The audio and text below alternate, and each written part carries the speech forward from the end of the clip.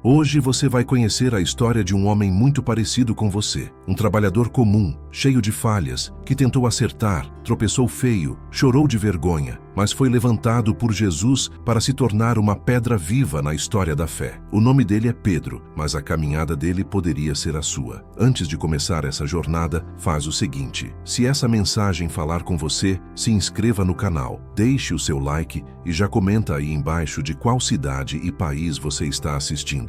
Isso ajuda essa palavra a alcançar mais pessoas como você. Imagine a beira do mar da Galileia. Ainda está escuro quando Simão, filho de João, termina mais uma noite de trabalho. As mãos doem, os ombros pesam, o cheiro de peixe está impregnado na roupa, mas as redes estão vazias. Nada deu certo naquela noite. Você conhece bem essa sensação, não é? Esforço sem resultado, luta sem fruto, cansaço sem resposta. Simão está lavando as redes vazias, tentando esconder o desânimo. É aí que Jesus se aproxima da praia. Ele olha para aquele barco simples, sobe nele e pede a Simão que se afaste um pouco da margem. Daquele pequeno palco flutuante, Jesus fala à multidão que se apertava na praia. Quando termina de falar, ele se volta para Simão e diz algo que contraria toda a experiência de um pescador veterano. Vá para as águas profundas e lance de novo as redes. Simão conhece muito bem aquele mar. Ele sabe que a hora boa de pesca já passou. Cansado, responde a Jesus quase como um desabafo. Trabalhamos a noite inteira e não pegamos nada. Mas mesmo sem entender, ele decide obedecer. Mas porque o Senhor está mandando, vou lançar as redes novamente. Ele conduz o barco para mais longe da margem, para as águas profundas. As redes são lançadas outra vez, agora debaixo de uma simples palavra de Jesus. De repente, algo começa a puxar com força. O peso aumenta, a madeira do barco range, e Simão percebe que não está diante de uma pesca comum. Os braços doem, mas o coração dispara. São muitos peixes, tantos que as redes começam a ameaçar se rasgar. Ele precisa pedir ajuda aos companheiros do outro barco. Em poucos instantes, os dois barcos ficam tão cheios que quase afundam. Simão, o pescador frustrado de alguns minutos atrás, agora está cercado de abundância. E é nesse momento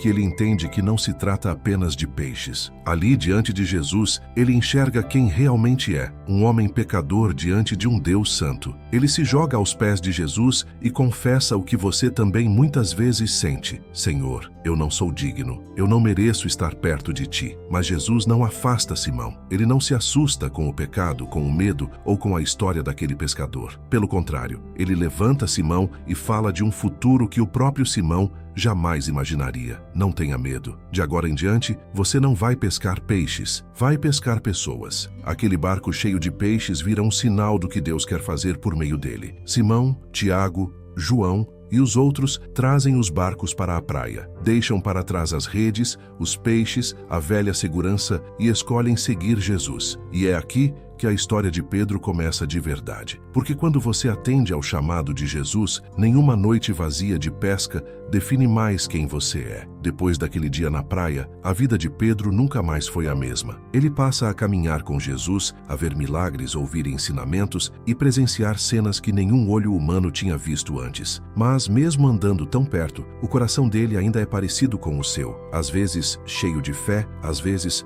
tomado pelo medo. Numa certa noite, os discípulos estão em um barco, atravessando de novo o mar da Galileia. O vento fica forte, as ondas começam a bater com violência e o medo toma conta. No meio da escuridão, alguém se aproxima caminhando sobre a água. Eles pensam que é um fantasma, começam a gritar apavorados. Mas a voz que responde é conhecida, é Jesus, dizendo que eles não precisam ter medo. Só Pedro tem coragem de pedir algo impensável. Ele diz que se for mesmo Jesus, quer ir até ele andando sobre as águas. Jesus chama. Pedro desce do barco e começa a caminhar. Por alguns passos, ele faz o impossível. Mas quando tira os olhos de Jesus e passa a olhar só para o vento e para as ondas, o medo vence e ele afunda. Talvez você conheça bem esse movimento. Começa bem, cheio de confiança, e de repente a ansiedade, as contas, as notícias ruins fazem você afundar por dentro. Pedro grita por socorro e Jesus o segura pela mão. Ele não deixa Pedro se afogar, mas também confronta a fé pequena daquele discípulo impulsivo. Ainda assim, quando os dois sobem sobem no barco, o vento se acalma. Todos ali entendem que não estão diante de um simples mestre, mas do Filho de Deus. Pedro está aprendendo, passo a passo, o que significa confiar de verdade. O tempo passa e Pedro continua ao lado de Jesus. Ele vê milagres, ouve promessas e chega a dizer que estaria pronto para ir com o mestre até a prisão e até a morte. Mas Jesus conhece o coração humano melhor do que ninguém. Numa conversa séria, ele avisa: antes que o galo cantasse, Pedro o negaria 3 vezes. Chega a noite da prisão. Jesus é levado e Pedro o segue de longe, com medo e curiosidade misturados. No pátio, perto de uma fogueira, algumas pessoas começam a encará-lo. Uma empregada o reconhece. Depois, outros confirmam: você estava com ele. Seu jeito de falar te denuncia. Pedro sente a pressão aumentar. Para se proteger, ele nega 1, 2, 3 vezes. Chega a jurar que nunca conheceu Jesus. Logo em seguida, o galo canta. Nesse instante, Jesus passa e olha para Pedro. Aquele olhar atravessa o peito. Pedro se lembra das palavras do mestre e sai dali para chorar amargamente. Não é um choro de orgulho ferido. É um choro de quem sabe que falhou com o amigo que mais o amou. Talvez você conheça esse lugar. Promessas feitas no culto, na oração e horas depois, atitudes que negam tudo o que você disse que acreditava. Depois da cruz e da ressurreição, Pedro volta a fazer o que sabia: pescar. De novo, uma noite inteira sem pegar nada. Ao amanhecer, um homem na praia orienta a lançar a rede do outro lado. A rede enche de peixes e João reconhece: é o Senhor. Pedro se lança na água e corre ao encontro de Jesus. Na beira do mar da Galileia, há uma fogueira acesa, peixe e pão preparados pelo próprio Cristo ressuscitado. A cena lembra o passado, mas aponta para um novo começo. Depois da refeição, Jesus chama Pedro para uma conversa que cura. 3 vezes ele pergunta: você me ama? 3 vezes Pedro responde, agora sem se gabar, apenas confiando no que Jesus sabe: o Senhor sabe que eu te amo. E 3 vezes Jesus o envia: cuidar dos cordeiros, pastorear, apacentar as ovelhas. As 3 negações são confrontadas por 3 declarações de amor e 3 comissões. Jesus não só perdoa Pedro, ele devolve propósito, missão e futuro. Talvez você se veja nesse ponto da história. Você sabe que falhou, que negou Jesus em atitudes, palavras ou escolhas. Mas na mesma praia onde a vergonha parece te prender, Jesus prepara um lugar de encontro. Faz questão de conversar com você e lembrar que o chamado não acabou. Quando ele pergunta: você me ama? Não é para te humilhar, é para te restaurar. Dias depois, já em Jerusalém, os discípulos se reúnem em oração, obedecendo à ordem de Jesus de esperar pela promessa do Pai. Chega o dia de Pentecostes. Um som como de vento forte enche a casa. Línguas como de fogo pousam sobre cada um e todos são cheios do Espírito Santo. A cidade inteira fica agitada, sem entender o que está acontecendo. É justamente esse Pedro, que antes tinha medo de uma empregada no pátio, que agora se levanta diante de uma multidão. Cheio de coragem, ele explica que aquilo é o cumprimento das promessas de Deus. Fala sobre a vida, a morte e a ressurreição de Jesus e chama o povo ao arrependimento. Suas palavras, sustentadas pelo Espírito, atingem o coração de milhares de pessoas. Naquele dia, cerca de 3.000 se voltam para Cristo, são batizadas e passam a fazer parte da nova comunidade de fé. O tempo passa e Pedro continua vivendo o chamado que recebeu na praia. Um dia, ele e João sobem ao templo para orar.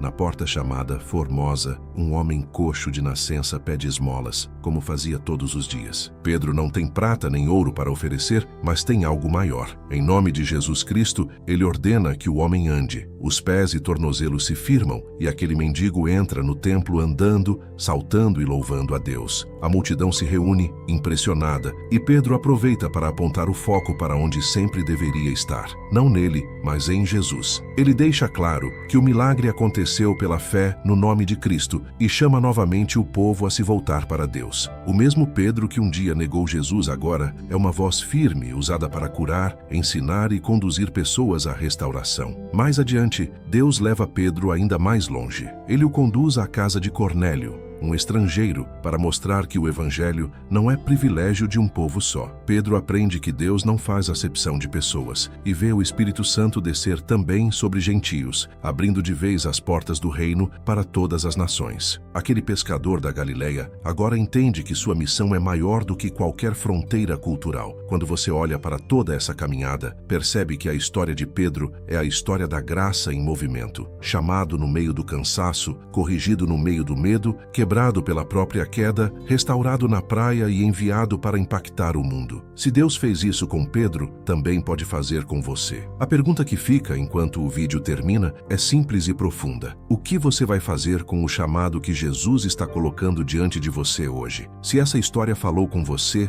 pausa um segundo e responde aí nos comentários. O que Jesus está restaurando na sua vida hoje? E já escreve também de qual cidade e país você está assistindo este vídeo, para a gente saber até onde essa palavra está chegando. Não esquece de deixar o seu like, se inscrever no canal e compartilhar este vídeo com alguém que parece estar vivendo uma noite de redes vazias. Que o Deus que levantou Pedro também levante você, em nome de Jesus.